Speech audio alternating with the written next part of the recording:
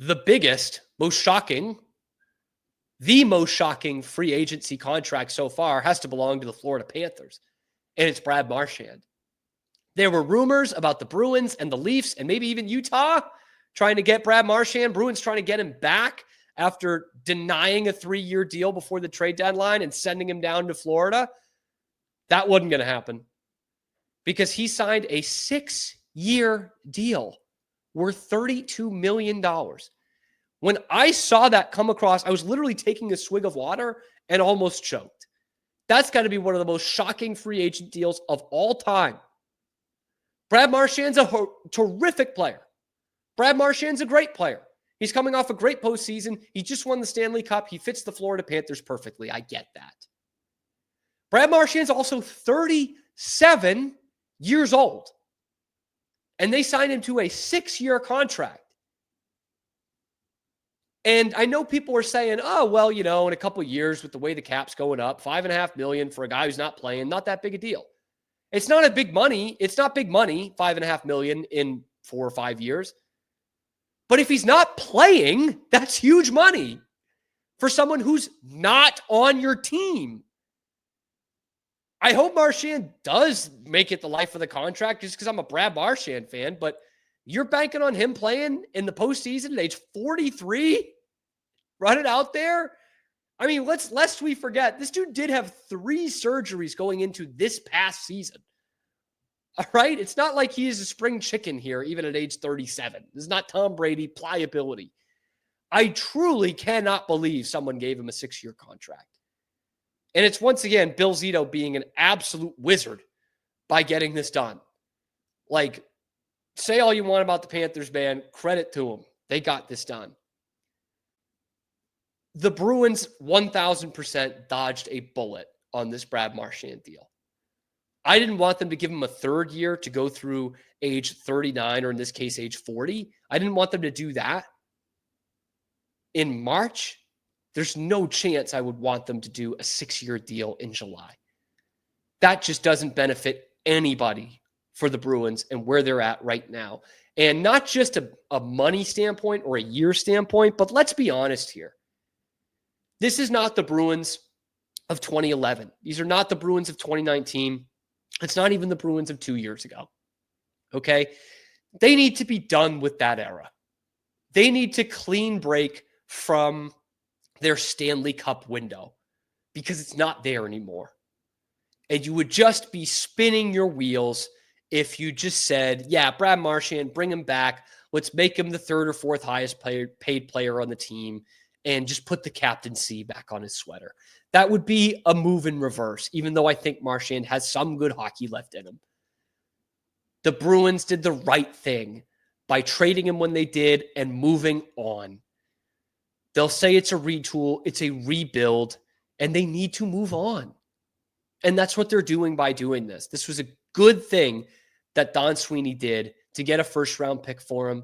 I think they probably should have got a little bit more, but the alternative now was not making the playoffs anyway with Brad Marchand on your roster and him taking a 4 or 5 year deal somewhere else and losing him for nothing.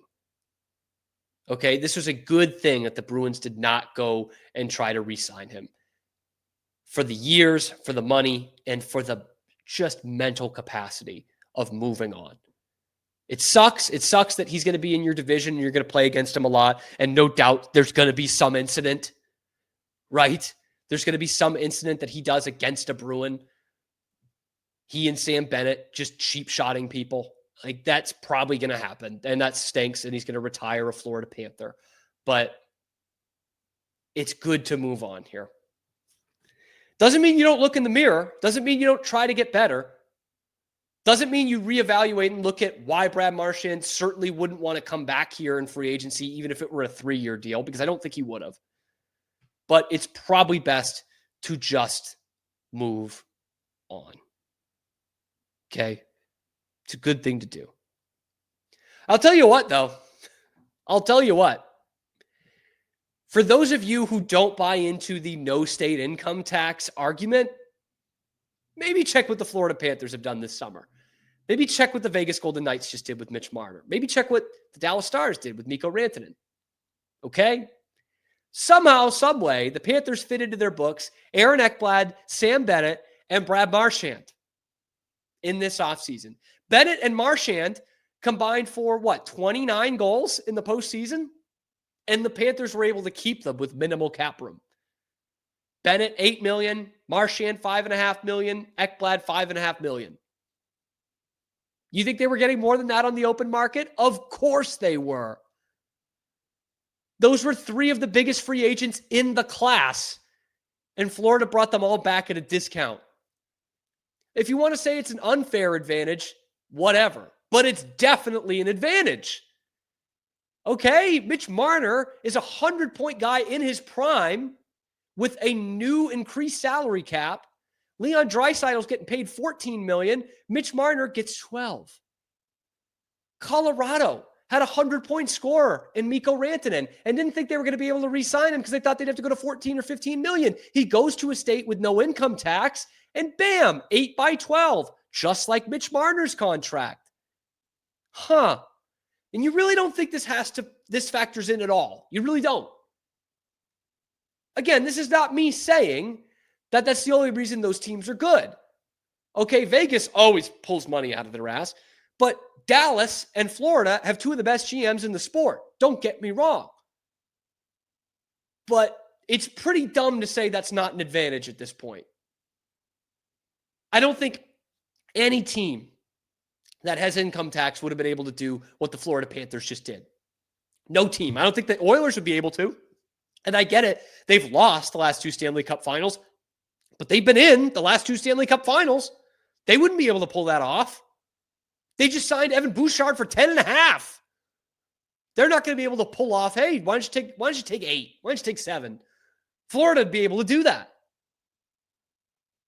It's, again, I don't think there's a ton of people. This is a huge misconception that hockey fans think that some hockey fans are saying that Florida's only good because they have that tax benefit. No, but you're also stupid to think that's not an advantage. Of course that's an advantage. They're well-run organizations. Nashville, for example, is not and doesn't have a state income tax. But that's a huge advantage. There's no way the Bruins or the Leafs could have taken Brad Marchand at $5.5 million.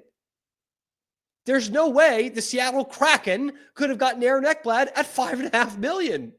And there's no way Montreal could have got Sam Bennett at $8 million. There's just no way. You're lying to yourself if you think that's true.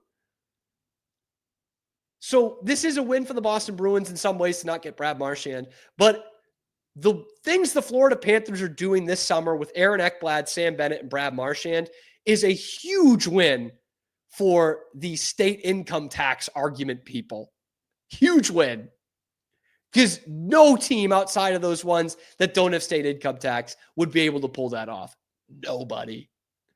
But let me know what you think in the comment section below. Be sure to like the video and subscribe to the channel. If you think this Brad Marchand deal is insane for Florida, we're well on the path towards 4,000 subscribers. Need your help getting there. We've been having some great viewership over the last few weeks. Great viewership on the live feed, which we do every weekday, high noon Eastern time, live on YouTube, and then wherever you get your podcasts as well. Dropped a Zdeno Chara video this morning, kind of calling out Joe Thornton and how Zdeno Chara picked up Joe Thornton's mess, brought the Bruins back, and led him to the Hall of Fame. So check that out on the channel. Check out the other videos talking Bruins and everything else Boston sports on the channel. I'm your host, Cam Stuart. Zach Burke keeps us on the air 5 days a week. We will see you tomorrow where we'll be talking some more Bruins on a little ditty that we like to call The Cam Show.